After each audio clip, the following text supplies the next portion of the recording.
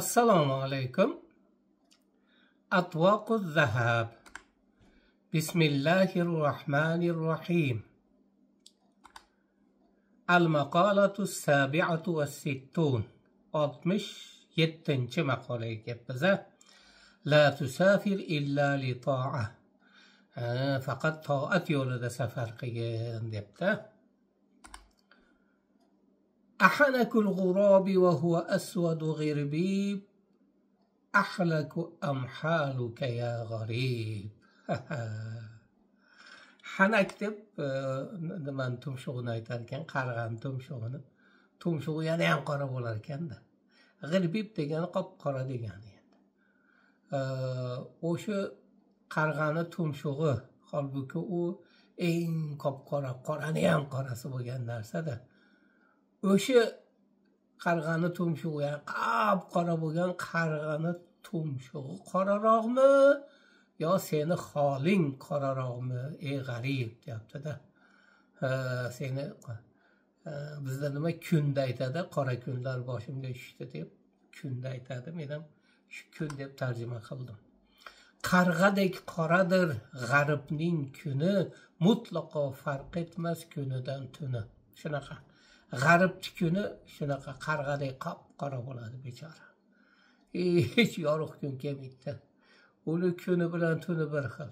Tinimsiz o'sha bir qiynalishda bo'ladi. G'aribda ahvoli oson emas. Kayfa la yasudu halul ba'id. Ya yaswaddu ekana, kechirasizlar. كيف لا يسود حال البعيد عن أقربيه ولا تبيض لمة المفارق لأمه وأبيه. اللمة deb chakkadagi sochni aytar ekanda. Endi o'sha qarindoshlaridan uzoqdagi odamni holi qana qilib qora bo'lmasin, kuni qora bo'lmasin deydi. Va o'sha ota-onasidan ajralgan odamni chakka sochlari qana qilib oqarmasin. Iloji bormi shuni? Ota-ona qarindoshidan yiroq, holi zabun bag'rin o'rtaydi firoq. Bu g'arbda ahvoli shunaqa. Ota-onasidan, qarindoshidan yiroq bo'ladi, holi zabun bo'ladi, doim firoq uni o'rtab turadi. Shunaqa ahvol bo'ladi. Uni sochi oqarmay kimiki oqarsin. Uni holi zabun, uni holi qora bo'lmay kimiki bo'lsin. Shunaqa. Mag'lubi g'arib fanasarahu arib. Shunaqa. G'arib mag'lub bo'lib unga yordam bergan bironta odam bo'lmagan. Shunaqa. G'arib mag'lub bo'lsa mag'lub bo'lib qolaveradi. Unga hech kim hech qanaqa yordam bermaydi. G'aribda ahvoli shunaqa, uni tarafini hech kim olmaydi. Shunaqami? Arib deb hech kim degan ma'noda ekan. Endi mabiddar arib degani shu hovlida hech kim yo'q degan ma'noda anglatar ekan. Dil og'risa malham bo'lar odam yo'q, zulm ko'rsa yordam berar odam yo'q. Shunaqa. Uni dil og'risa bir malham bo'ladigan odam ham yo'q, zulm ko'rsa yordam beradigan odam ham yo'q. Shunaqa. G'aribda ahvoli shunaqa. وما أصبح مغترب إلا وخده ترب. va tong ottirmaydi bu g'urbatdagi g'arib odam. Magaram o'sha tong ottirsa ham, kechani o'tkazsa ham uni yuzi tuproqqa ishqalangan bo'ladi, ya'ni xor bo'lib, qiynalib shunaqa tong ottiradi. Kechalar uxlash oson bo'lmaydi, deyapti-da. Shunaqa. G'aribning kunlari o'ta mahzun, uyqusiz tunlari uzundan uzun. Shunaqa. G'aribning kunlari juda mahzun bo'ladi, uyqusiz tunlari uzun bo'ladi. O'sha endi yuzi tuproqqa belangan degani o'sha qiynalgan, mahzun bo'lgan deganida endi. Kechalar uxlamay shunaqa. Va yo'qkana la yu'addu fi ahli al-fitan man ba'uda 'anil ahli wal watan. Endi hali bu uni nimasi uzoq ekan, bu boshlanishi ekan, bu gapni boshlanishi ekan. Endi alohida tarjima qilishga harakat qilamiz. Ya'ni o'sha sayohatlar qilib, bu mana ko'pni ko'rgan, bu endi sayyoh, rosa ko'p yurtlarni ko'rgan degan nom olish uchun degan joyi bor-da. Shu uchun bu oilasidan vatanidan uzoqqa ketgan odam u aqlli odam hisoblanmaydi degan ma'nodada. O'sha javobi keyin keladi. Ya'ni hisoblanmaydi, o'sha zakovatlilar ahlidan hisoblanmaydi. Ya'ni aqli bor odamlar sirasiga kirmaydi.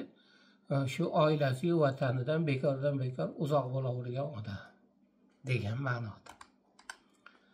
Bo'larmidi aqliga ma'qul vatanidan judolik nuqul? Ya'ni tinmay vatanidan judo bo'laversa, buni aqlga ma'qul bo'ladimi? Ma'qul bo'lmaydi. Bekordan bekor ha deb vatanidan, oilasidan, farzandidan uzoqda bo'laverish. Ya'ni ma'nosiz safarlar nazarda tutilyapti. وَرَضِيَ لِنَفْسِهِ أَنْ تَتَرَامَى بِهِ الْأَصْفَارِ وَتَتَقَاذَفَ بِهِ الْقِفَارِ. Chiroyli beribdi. Ya'ni yana o'ziga rozi bo'lsa, ravo bo'lsaki, ko'rsaki, safarlar uni bir-biriga otsa. Sahrolar uni bir-biriga otsa. Tasavvur qiling, bu sahrolarni kezib o'tyapti emas. Bitta sahro ikkinchi sahroga buni otib tepib o'ynayapti-da, xuddi kaptogdek. Bu misoli kaptogdek bitta sahro buni ketiga bitta tepsa, narigi sahroga borib tushyapti-da, yo bitta safar buni orqasiga bitta tepsa, narigi safarga borib tushyapti-da.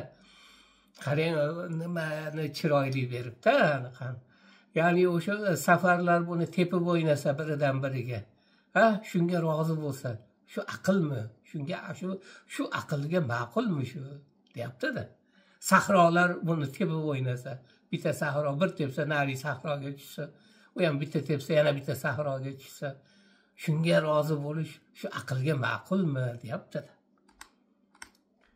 Sahrolar, dengizlar, yurtlarni kezmoq, tinimsiz judolik alamin sezmoq. Endi buni o'zini shunday tarjima qila olmadim. Mayli, endi kezish, sezish nimalarini shu amallab qofiya qilib qo'ydim-da endi. Dengizlarni qo'shib boribman. Sahrolarda, dengizlarda, yurtlarda kezsa-yu, lekin tinimsiz judolik alamini sezsa, shu yaxshimi, shu to'g'rimi? Jazi'an baladan ila balad, nazi'an ila malin va valad. Jaza'a degani, masalan, jaza'alarda val vodiya desa, shu vodiylarda, yerlarda bosib o'tdi, kezdi degan ma'noda ekan. Endi nozi' deb g'arbda ham aytar ekan, lekin naza'a ila bilan kelsa, o'sha mushtoq bo'lish, intilish degan ma'noda ham anglatar. Ya'ni bitta shahardan ikkinchi shaharga yuraversa, kezaversa-da, tinimsiz o'zini mol davlatiga, bola chaqasiga mushtoq bo'lib, intiq bo'lib, shundan qilib yursa, shu endi aqlga to'g'ri keladimi deyapti-da. Aylamoq o'zini safarga payvand, olislarda qolib oila farzand. Farzand oilasi uzoqlarda qolib o'zini bir yo'lingla safarga payvand qilib qo'yish, bog'lab qo'yish, shu endi aqlga to'g'ri keladimi? Shu ma'qulmi deyapti-da. Liyuqala innahu jawwalatun mudarrab, jawwabatun mujarrab. Shu endi o'sha javva degani ham shu kezish, sayr qilish ekanda. Endi javvaba shunaqa ko'p sayr qiladigan deganda. U shunaqa javvol aylanib yuradigan, ancha bir chiniqqan, ancha sayyoh, bu tajribali sayyoh deb shunaqa gapda, shunaqa nomni olish uchun, bu shunaqa odam deyilishi uchun shuncha ish qilish, shu to'g'rimi, endi shu aqlga ma'qulmi deyapti-da. Ko'pni ko'rgan sayyoh degan nom uchun bu qadar ko'p qurbon aylamoq nechun? Shu ko'pni ko'rgan sayyoh ekan degan bitta nomni olish uchun shu qadar ko'p qurbon berib yuborishda nima keragi bor? Bu qanaqa, bu shu aqlga to'g'ri keladimi? deyapti-da. Bala innal g'urbata durba laula annaha kurba was-safaru g'tinam illa annahu g'timam. Shuni billa qo'ya qoldim. Tarjimada bittaga to'g'ri keldi-da. To'g'ri, g'arblik safar bu haqiqatda odamni chiniqtiradi. Lekin ayni paytda u bir musibat ham. Safarda haqiqatda foyda olasiz, o'lja olasiz, ancha foydalari bo'ladi. Lekin ayni paytda u g'am g'ussa. to'g'ri safarlarda tobilanar odam, lekin unga yo'ldosh mudom qayg'u g'am. Shunaqa safarda odam tobilanadi, to'g'ri, lekin tinimsiz unga qayg'u g'am uni hamrohi bo'ladi. Shunaqa.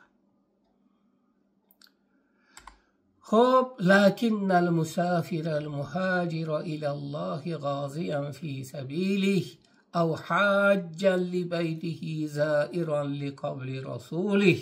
Lekin Allohning yo'lida g'azot qilib, Allohga hijrat qiladigan, Allohga safar qiladigan, yo Allohning uyini haj qilish uchun safar qiladigan, Payg'ambar alayhissalom qabrlarini ziyorat qilib safar qiladigan odamlarchi, ularchi. Ular xususan aytyapti.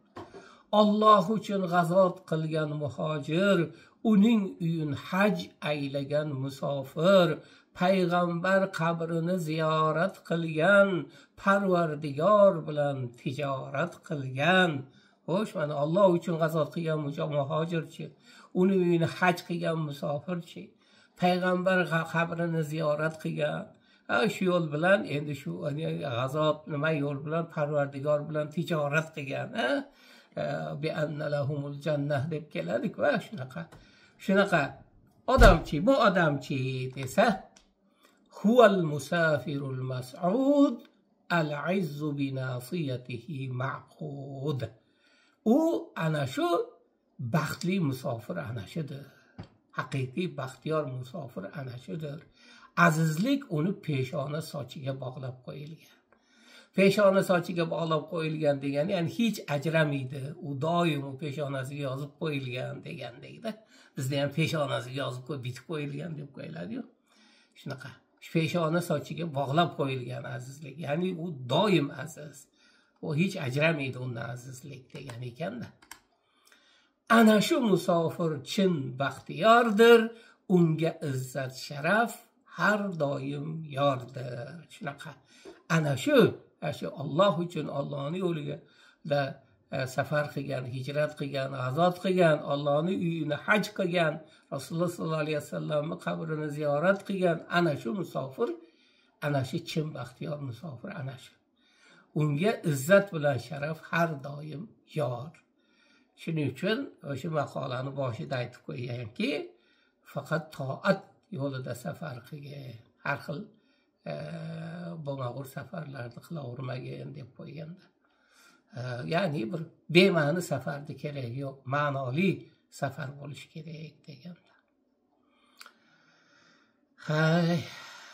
Alloh taolo o'sha har ikkala dunyoyimizga foydali bo'ladigan safarlarda nasib qilsin, o'zidan adashtirmasin. Xo'p, shu bilan endi 67-maqola ham nihoyasiga yetdi. Salomat bo'linglar.